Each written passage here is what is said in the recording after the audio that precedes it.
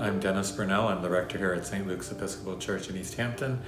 Been here for 12 years. Live here on property here in East Hampton Village. Well, first of all, we had to close down. I was on sabbatical when the lockdown started, so Mother Leandra was the one that was stuck here trying to figure out what to do. I returned at the beginning of April. That's when we really began to understand that the only way that we could minister, at least worship-wise, was totally online. We had started with Zoom. We then left Zoom and moved on to YouTube and Facebook, our website. We had to add stuff to the church for cameras and all this. It's sort of like a little TV studio here now to do that. It affected us in ways that we couldn't go visit the shut-ins. We couldn't go visit the really terminally ill or even the sick. It really closed down that whole line of what our pastoral care and what our vocation is about. And I think the hardest part for me during the pandemic, and I know with Leandra too, was the whole aspect of how do you do last rites for someone on the telephone? You ask the people to put the phone to the ear of the people and you say a prayer. One of the things that we've learned over time is that this last sense to go is hearing. So in that pastoral care, it's like you try in some capacity to talk on the speakerphone to the family that's there, but then ask them to move the telephone to the ear of the individual that's on their deathbed and saying the prayers for the last rites. But generally we also give communion, but you can't do that because you can't be there to do it. Even people that were in the hospital. So you're talking to the nurses saying, could you put the phone up to so-and-so? The family's not there. Now I've got to call the family to let the family know that we've done it and then talk to the family.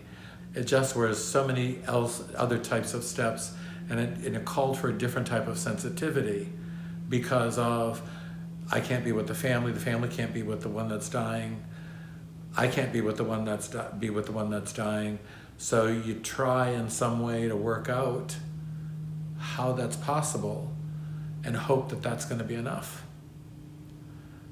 I would say that there's still parts of me that still hope that it was enough, but I'm not sure it was enough.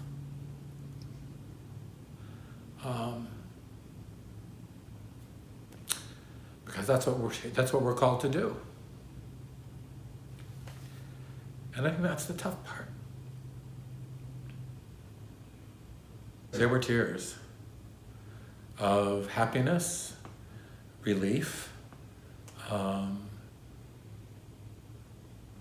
The idea of ministry is that you're dealing with people and to see and to gather and form a community. And it's very hard in a church our size, being up there at the altar and no one in front of you. And to see someone back in front of you was a blessing, and it was relief, and it was maybe we've made it through it. And when we opened up, though, we had to do it outside.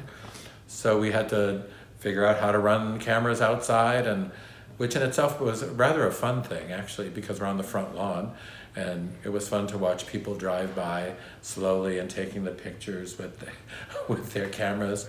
It was interesting because everyone's keeping their social distance, but talking across that 6 feet, trying to renew those relationships that had been abandoned for that period of time, and then having to go in lockdown again.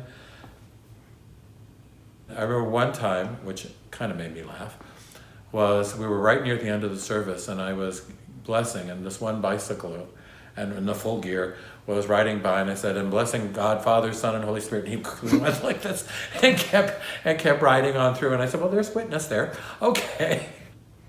Well, it's clear that the whole online worship is here to stay. I mean, what I can tell you now is even though we're back to full-time worship, I'm going to say that there's roughly 30% of people that are still worshiping online. That whether it's they don't feel comfortable still coming back, or they're not vaccinated and can't come back, or it's a situation of it's not convenient anymore. And what we're also finding out is that, let's just say on a Sunday, At our 8 o'clock or 10 o'clock service, we know how many people have watched us on Facebook, on YouTube, because you see the hits. And even on our live stream site, we know how many have clicked in for worship. But you go back 1 or 2 days later and that number has doubled.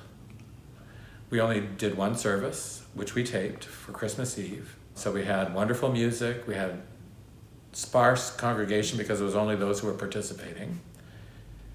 There were 250 people watching it at the same time that we were doing it. But when I came back Christmas afternoon, there were 2,000 hits.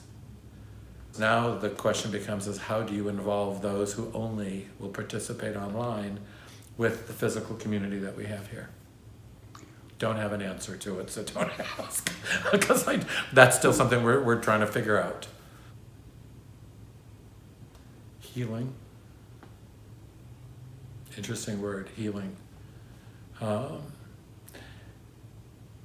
reason I say healing, I think, is because you're dealing with a sickness that in many ways science has helped to bring up a vaccine quicker than ever before, but healing in the sense that I think at times it made people have to slow down and have to give thought to what does family mean again, to what does my wellness mean again personally, to how do I treat other people.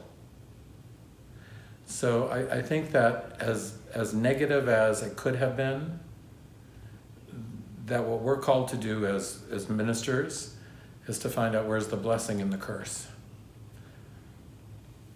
And the healing, I think, of not just the scientific healing, but the ability to slow down was important because we're too much of a helter-skelter world and society.